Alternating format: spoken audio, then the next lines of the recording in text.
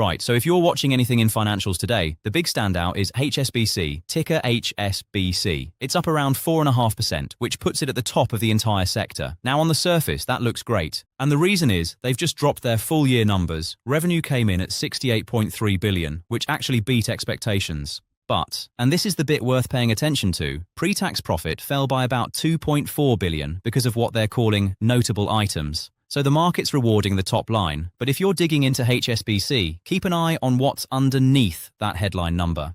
Meanwhile, one to watch closely is Block, that's ticker XYZ. It's had a decent move higher, up nearly 2%, and that's interesting because they report Q4 earnings tomorrow after the close.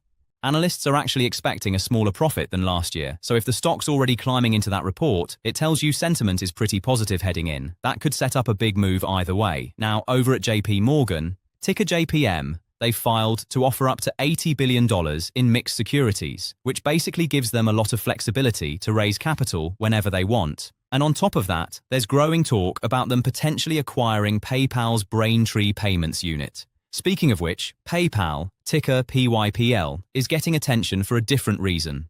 Bloomberg is reporting that Stripe may be looking at acquiring all or parts of PayPal. That's a huge story if it develops, so definitely one to keep on your radar. And finally, KKR, ticker KKR, is closing in on a deal to take Japan's Taiyo Holdings private, which is a sizable bet on the Japanese market and worth noting if you follow their strategy. So in short, HSBC is today's big mover, but dig past the headline. Block's earnings tomorrow could be a catalyst, and the PayPal Stripe story is potentially the most significant thing brewing in the whole sector right now.